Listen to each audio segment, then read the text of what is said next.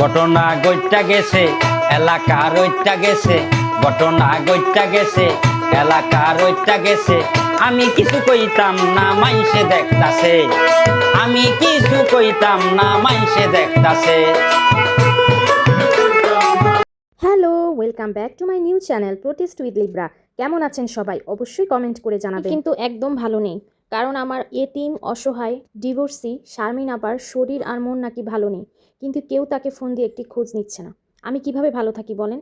কিন্তু আমি কিন্তু আপার সব খোঁজ আর এত পরিমাণে নাকি ওনাকে ভালোবাসি যে ওনার ভাইকে আমি 11,000 টাকা দিয়েছি ওনার বিরুদ্ধে কথা বলার জন্য। চিন্তা করে দেখেন দর্শক, তাহলে আমার এত টাকা, আর আপনারা আমাকে বলে বেড়াচ্ছেন যে আমি নাকি টাকার জন্য এইসব মানুষের রোস্টিং করতে এসেছি। সেই সব বক্তব্যে যাব তার আগে আপা যে বেশি দিন না, মাত্র 2 বছর আগে যে বিদেশে গিয়েছিল সেটার একটু গত যে ভিডিওগুলো দেখেছেন সেখানে কিন্তু যা জানতে পেরে গেছেন যে আমি এখন সিঙ্গাপুরে আছি।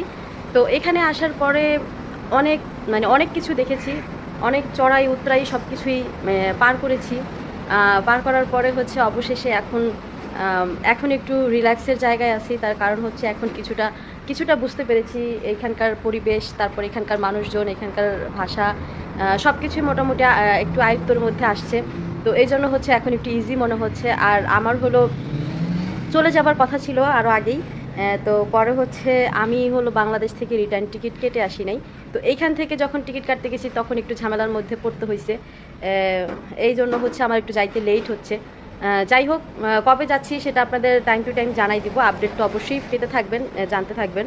তো সব কিছু মিলাইয়া এখন ভালো আছি। আর আমি আপনাদের অনেকেরই প্রশ্ন আছে যে আমি সিঙ্গাপুরে এসে কোথায় উঠেছি, কোন হোটেল বা কি করতেছি না করতেছি, সবারই কিন্তু প্রশ্ন জাগে। তো সেই জন্য গিয়ে সেই প্রশ্নের সম্মুখীন আপনারা যাতে না হন, আপনাদের ভিতরে যাতে কোনো কনফিউশন না থাকে, সেজন্য তো চলেন দেখাই যে আমি কোন হোটেলে উঠেছি আর কোথায় উঠেছি। হ্যাঁ, তো আমার সাথেই থাকেন, ভিডিওটা দেখতে থাকেন। ভালো লাগলে অবশ্যই চ্যানেলটাকে সাবস্ক্রাইব করে দিবেন, লাইক কমেন্ট শেয়ার করবেন, পাশে থাকা বেল আইকন বাজিয়ে দিবেন। তো সাথেই থাকবেন, ভিডিওর পাশে থাকবেন। তো এইটা আমার হোটেলের মেইন গেট। এই রিসেপশন, এইটা রিসেপশন। আর আমি কিন্তু আগেই বলেছিলাম আমি আপনার দেওয়া ভিডিও থেকেই আগে প্রুফ করব যে আপনি কি কি করেছেন। তো এই ভিডিওতে আপনি ফার্স্টে বলছেন যে আপনি সিঙ্গাপুর গিয়েছেন, কিন্তু এই হোটেলটা তো মালয়েশিয়ায় আপা। Located right in Johor Bahru, Malaysia, you've just found your dream escape. Don't forget to scan that QR code on your screen for an exclusive peek at what awaits you. Imagine stepping into a hidden oasis where it's for you. Picture sinking into plush bedding after a day of exploration. Trust us, you'll leave already planning your next visit.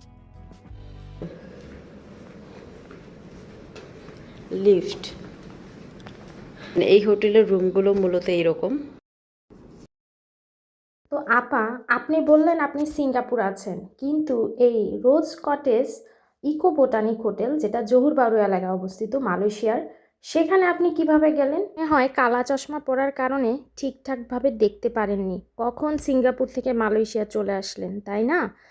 আপনি এখানে আরেকটা কথা বলেছেন আপা, যে আপনি নাকি return ticket কেটে আসেননি, এই জন্য আপনার অনেক ঝামেলা পোহাতে হয়েছে।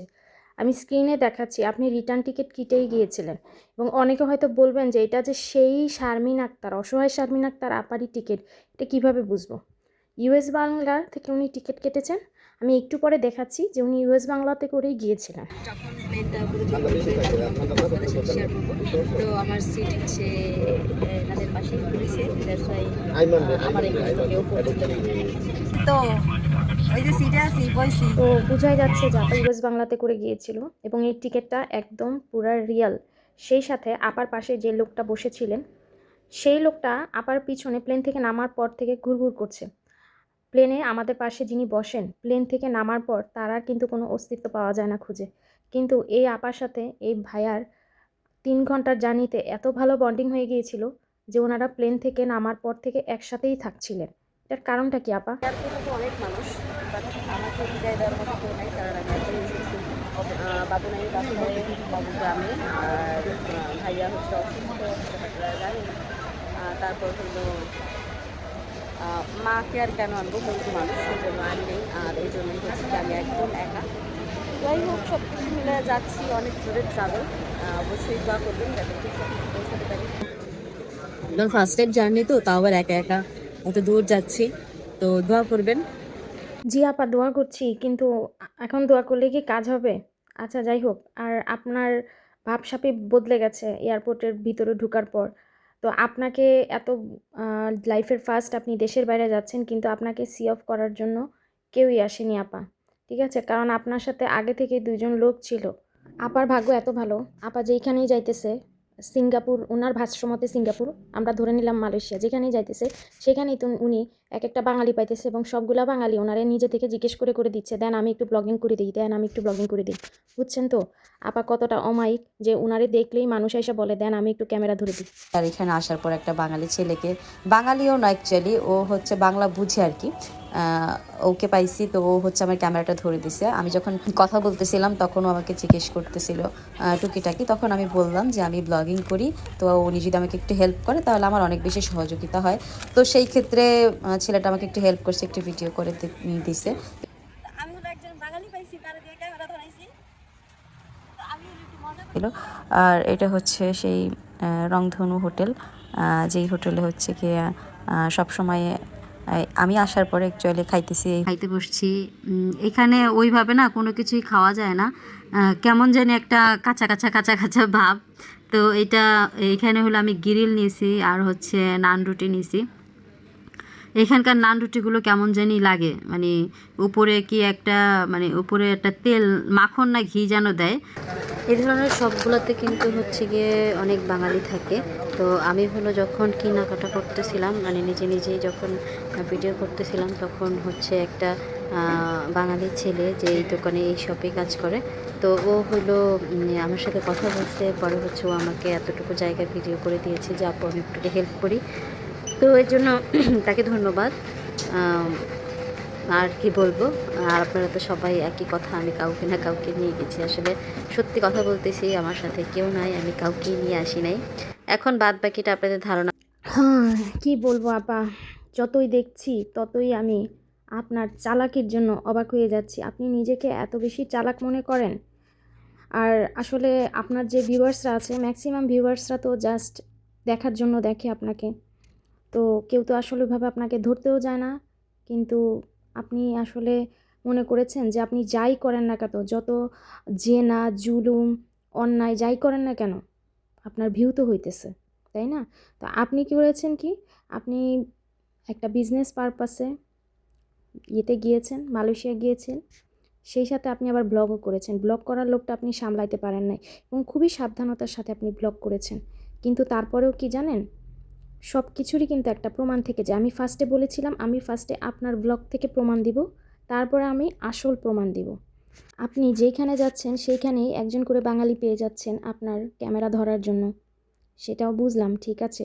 কিন্তু আপনি যখন রংধনী হোটেলে বসে খাচ্ছিলেন, সেম একই টেবিলে আপনার পাশে বসে জগে যে পানি ঢালছিল, উনি কে? আপনারা যখন কোনো একটা হোটেলে বসে খান, আপনার একদম মুখোমুখি হয়তো বা একদম অচেনা কেউ বসতে পারে। আমরাও দেখেছি একটা ছেলে বসে খাচ্ছে, সেটাও আপনার পরিচিত কিনা আমি জানি না। কিন্তু একদম আপনার পাশে বসেই যেই লোকটা জগে পানি ঢালছিল, উনি কে? প্লাস আপনি যখন গিরিল খাচ্ছিলেন, সেই গিরিল খাওয়ার সময় আপনার পাশে যে লোকটি বসেছিল, উনি কে? আপনি তো সম্পূর্ণ একা একা সামলেছেন, টিকিট বুকিং থেকে শুরু করে হোটেল বুকিং, প্লাস সব জায়গায় আপনি নিজে নিজে ট্যাক্সি ডেকেছেন, আপনি একা একা শপিং করতে গিয়েছেন, খেতেও গিয়েছেন একা একা, আপনার সাথে কেউ ছিল না। তো আপনি, অবাক হয়ে যাচ্ছি আপনার এত, মানে আপনি এত পরিমাণে জ্ঞানী, আপনি ক্লাস 8 পর্যন্ত পড়াশোনা করে আপনি একা একা সিঙ্গাপুর আর মালয়েশিয়া 2টা দেশ ঘুরে আসলেন কারো সহযোগিতা ছাড়া। কীভাবে সম্ভব আপা, একটু বুঝাবেন?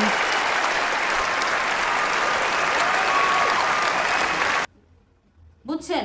না বুঝলে বুঝা লইয়েন, যেটা বুঝবেন না ওটা জিগাইবেন, আমি বুঝাই দিব, আমি বুঝাইতে পারি মানুষরে। সার্টিফিকেট চাই বইয়ের না আরেকজনের মতন, আর সার্টিফিকেট চাইলে সার্টিফিকেট দিতে পারবো, আমি কোন ক্লাস পর্যন্ত পড়ছি সেই সার্টিফিকেট আমার কাছে আছে। আপনার থেকে আধা ক্লাস হইলেও বেশি পড়ছি। আমার জীবন সম্পর্কে কেনা জানে? আমার জীবন একটা খোলা খাতা। ইউটিউবে আসার পরে আমার জীবন একটা খোলা খাতা হয়ে গেছে। আমার জীবন সম্পর্কে জানেন এমন মানুষ আছে?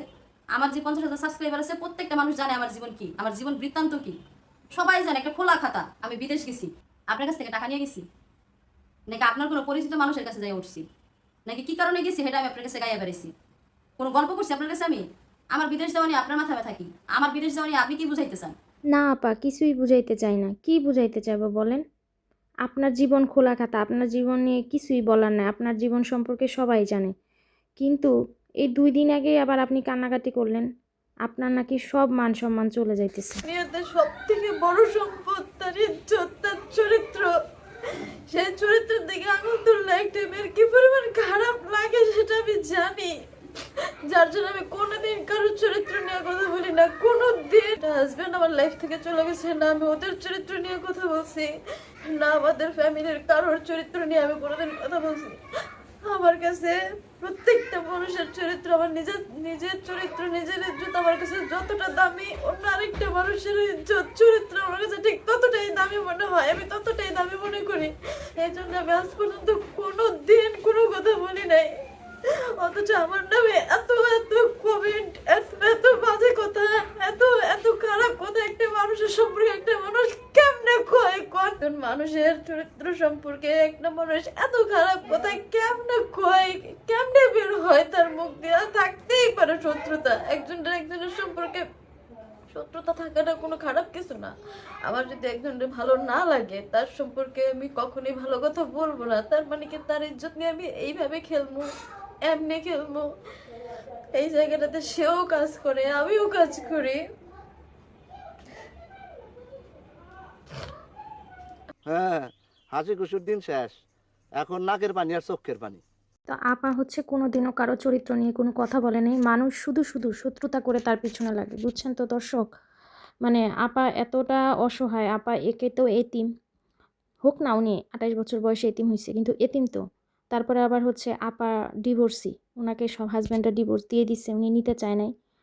তার মধ্যে আবার ওনার কোনো গার্ডিয়ান নাই, মা আর বড় ভাই আছে, তাতে কি মা আর বড় ভাই থেকে কোনো লাভ হয়েছে? উনি যে দেশের বাইরে চলে গেল একা একা, মা আর বড় ভাই একবারও জিজ্ঞেস করে নাই কী ব্যাপার, তুই কার সাথে যাইতেছিস, কেন যাইতেছিস? তো ওনার তো আসলে কোনো গার্ডিয়ান নাই।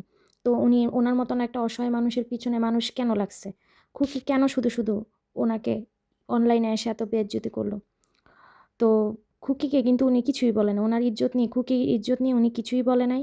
ওই যে চাচা যে ওর প্রেমিক লাগে, খুকির প্রেমিক লাগে, এটা উনি এমনিই বলছে, এটা কিন্তু ইজ্জত নিয়ে টানাটানি না। আবার ওনার এক্স বয় হাজব্যান্ডদের সম্পর্কে যেগুলো বলছে, এগুলো আবার এমন কি বলছে, একজনকে বলছে পরকীয়া করে, আর আরেকজনকে বলছে যে টাকার লোভ। এগুলা কি কোনো চরিত্র নিয়ে কথা বলেন? এগুলা তো এমনিই বলা। কিন্তু ওনাকে নিয়ে যদি কেউ সত্যি কথা বলে, সেটা অন্য, মানে তখন হয়ে যায় যে প্রমাণ চায় উনি, যে প্রমাণ দেন। তো এখন প্রমাণ দিলে আবার আবার না জানি আবার রাগ করে বসেন। এখন আবার বলবেন যে আমি হয়তো টাকা দিয়ে কাউকে এগুলো করাইছি। আহসান হাবিব পেয়ারের কথা মনে আছে না? আহসান হাবিব পেয়ার ধরা পড়ার পর কি বলেছিল মনে আছে তো সবার? আল্লাহ হাওলা ওয়ালা কুওয়াতা ইল্লা বিল্লাহ। এটার অর্থ কি? মোটেও না, আমি এরকম করি না। এগুলো এডিটিং করা যায় ভাই, এগুলো আমার কারোর সাথে করা না ভাই, এগুলো ছবি আমার ক্যামেরাম্যান করেছে ভাইজান। ক্যামেরাম্যানের সামনে আমি গোসল করে আসতাম, ও থাকতো বাইরে বাথরুমে। ক্যামেরার সামনে এতক্ষণ ধরে এত ছবি তুললো, আধা ঘন্টা ধরে তুললো, ক্যামেরাম্যান আপনি জানেনই না ক্যামেরাম্যান আছে? ভাই আমি ঘুমে থাকি, আমার হিসাব থাকে না। আমি আপন লোককে বিশ্বাস করলে যা হয়। আহসান হাবিব পেয়ারের সাথে আমাদের অসহায় শারমিন আপার কিন্তু অনেক মিল আছে। দুইজনই আপন লোককে বিশ্বাস করে ঠকে গেছে। আমাদের পরিবারে সবার চরিত্র খারাপ, ওনার চাচাদের চরিত্র খারাপ, চাচাতো ভাইদের চরিত্র খারাপ, তারপরে চাচাতো বোন সাথী, ওরও পরকীয়া করেছে, আর চাচাতো বোন যেগুলো আছে প্লাস ওর ভাইয়ের বউ যেটা মিম, এদের চরিত্র তো উনি নিজেই কয়েকদিন এসে বলেছেন। এবং সাবিনার 3টা বিয়ে, তিশার 2টা বিয়ে, তো সবার চরিত্র খারাপ, শুধুমাত্র একমাত্র ভালো আমাদের এই শারমিন আপা। ও উনি কিন্তু খুকির চরিত্র নিয়েও কথা বলেছেন। সাবলীল ভাষা মহিলা কইছে সাথে তার গায়ে লেগে গেছে। আপনি তো মহিলাই, গর্বিত হয়েছেন, ঠিক আছে, গর্ভবতী হয়ে যায় না আবার, তাহলে ঝামেলা আছে। মানুষের অস্তিত্ব নিয়ে কথা কওয়ার আগে আগে নিজের অস্তিত্বে হাত দিবেন। আপনার অস্তিত্ব কি? আপনার অস্তিত্ব নিয়ে কথা কইলে তখন নিজের অস্তিত্ব কই থাকবো, কই যাইবো সেই চিন্তা করেন। তো খারাপই, খারাপ ফ্যামিলিতে জন্ম নিছি, আমি নিজে খারাপ দেখে সংসার করি নাই, এটা করি নাই, ওইটা করি নাই, এই তো করবেন। 2টা সংসার ভাঙ্গা আইছি, বইয়া রইছি, এই তো নাকি? আর তো কিছু নাই। আপনার কিন্তু অনেক কিছু আছে, বুঝেন নাই? সবাই জানে সবকিছু, যে বাড়ির বউ এরা সবাই কম বেশি সব জানে, কেউ কিছু পায় না তার মানে এই না যে কেউ কিছু কইবে। আপা আপনি খুকির চরিত্র নিয়ে বলেন না কেন? আমি তো এটাই বুঝলাম না। আপনি তো আসলে অনেক ধৈর্যশীল এবং সহ্যশীল নারী, অনুসুয়া, তো আপনার তো আরও অনেক কিছু আরও আগেই বলা উচিত ছিল খুকি সম্পর্কে। আপনারা কেন এগুলো এখনও অপ্রকাশিত রেখে দিয়েছেন বলেন তো? খুকির প্রেমিক যদি হচ্ছে ওর চাচা শ্বশুর হয়ে থাকে, তাহলে তো আরও অনেক প্রেমিক থাকার কথা, সেগুলো এসে বলেন। তো দর্শক, আমার এই ভিডিওটা কেমন লাগলো অবশ্যই আমাকে কমেন্ট করে জানাবেন। সেই সাথে আমি নেক্সট ভিডিওতে সবুজের সাথে আমার হাজব্যান্ডের কী কথা হয়েছে প্লাস উনি হচ্ছে মালয়েশিয়া সিঙ্গাপুর গিয়ে কী কী করেছেন, কার সাথে থেকেছেন, কী উদ্দেশ্যে গিয়েছেন, সবই আমি ক্লিয়ার করব এবং সেটা একটা কল রেকর্ডিংয়ের মাধ্যমে। টিল দেন সবাই ভালো থাকেন, সুস্থ থাকেন, আল্লাহ হাফেজ। লাল লাল জাম্বুরা কে খাবি তোরা, আমার এই টাসটা সে ফল বড়ই মিঠা, ঠিক জানো রসগোল্লা খাইলে বল না আমি দেই সিল্লা দেই সিল্লা। আমি ইউটিউব জগৎ ছেড়ে দিব, আমি দুনিয়া ছেড়ে দিব। সত্যি কথা বলতেছি আজকে আপনাদের সামনে। শারমিন নেই নেই নেই মানে শারমিন মারা গেছে। না না, আমি বিশ্বাস করি না, শারমিন মরতে পারে না। কি আপনার ষড়যন্ত্র? আপনি আমার জীবন থেকে শারমিনকে সরাতে চাইছেন।